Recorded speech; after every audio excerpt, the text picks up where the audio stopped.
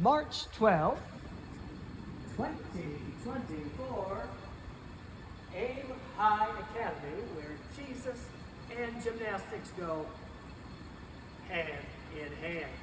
Okay, we're going to start our second part of becoming an effective gymnastics instructor. This part two, is coaching methodology. Coaching methodology, what's that? Communicating gymnastics information to our students in a way that, number one, they can understand, number two, gives them information they can use to learn or to get the skills, number three, corrects mistakes in a positive fashion, four, motivates them to try their best, and five, helps them feel good about their efforts. Well, a couple important concepts, a couple important gymnastics teaching concepts. Well, number one, why kids start gymnastics classes in the first place. Well, here's some reasons why parents sign a child up for an activity such as gymnastics. A couple of primary reasons. One, it's good for them. It's good for their spirit, good for their mind, good for their self-esteem, good for their body. And another reason parents sign them up, it'll be fun for them. This will be fun. This will be something they enjoy doing. There's other reasons too. The kids obviously ask if they can do it. We all know about the 3-year-old that just stares in fascination at the computer screen or TV whenever gymnastics is on and is destined to become a competitive gymnast. But a lot of the other kids, not necessarily so. So one reason is they ask if they can do it. Other parents and the parents' peer groups have kids doing it. The parents wish they could have done it as a child. Or in fact, they did do it as a child. And someone else, possibly like grandparents or scholarships at Aim High Academy, offered to pay for it. Well, what's the primary reason why a child wants to be signed up for an activity? They want to have fun. So, a primary goal of a gymnastics teacher is to make sure that the kids are having fun while the kids are doing fun gymnastics, fitness activities designed to give instruction that's good for their spirit, their mind, their self-esteem, and their body, and at the same time make sure they are having a lot of fun. Teach that gymnastics, fitness is fun. Did I remember to mention the concept of fun?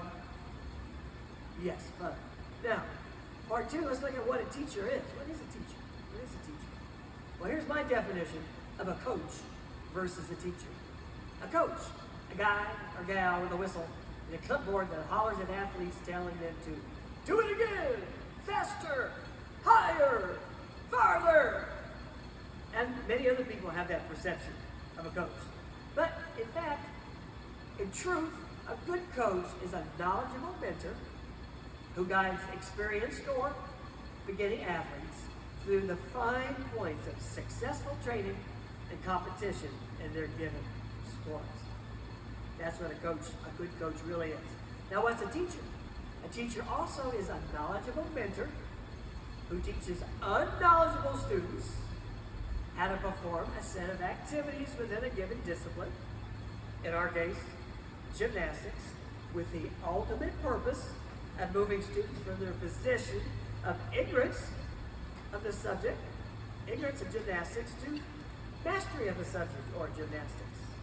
So which of these two, a coach or a teacher, do we mostly need in recreational gymnastics classes? We need teachers. This is very important to remember. Preschool through class level 3 recreational classes, they are indeed that. They are recreational gymnastics classes. They're not stair-stepped mini gymnastics teams. We don't work so much as a coach with a team, we work as a teacher with students. And in fact, really what we're actually doing is we're teaching students how to move in a gymnastics sort of way, as opposed to competing in the sport of gymnastics. I like to call that GME, Gymnastics Movement Education. So, in a gymnastics recreational class setting, preschool through elementary, we really need teachers, not coaches per se. And we certainly don't need babysitters. We need teachers. We need teachers working with the kids, not teachers just herding kids and kind of watching them. We need teachers who teach gymnastics, movement education, how to move in a gymnastics sort of way. Teachers who teach GME, gymnastics movement education, in a systematic, safe, and fun way. All right, part 3 on these introductory teaching concepts. What are the GME teachers' long-term and short-term teaching goals? Well, looking at the long-term, the gym instructor should teach GME in a way that imparts the following principles to the students. This is long-term. Gymnastics movement is fun. It's fun to do gymnastics. Learning how to move gymnastically, if that's a word, makes you feel better about your spirit, your mind. It increases your self-esteem, makes you feel better about your body. Short-term, day-to-day, in a day-to-day class, as a gymnastics instructor should teach GME in a way that, number 1, presents the desired skill. Number 2, gives the student information on how to acquire the skill themselves. And 3, gives the students feedback on their progress towards obtaining the skills. So part 4, how should a gymnastics instructor teach? Well, often the best way to describe how to do something is first to explain how not to do something. So we're going to look at how not to teach gymnastics. 10 ways to be an ineffective teacher. And we will start that in the next video. Keep on flipping.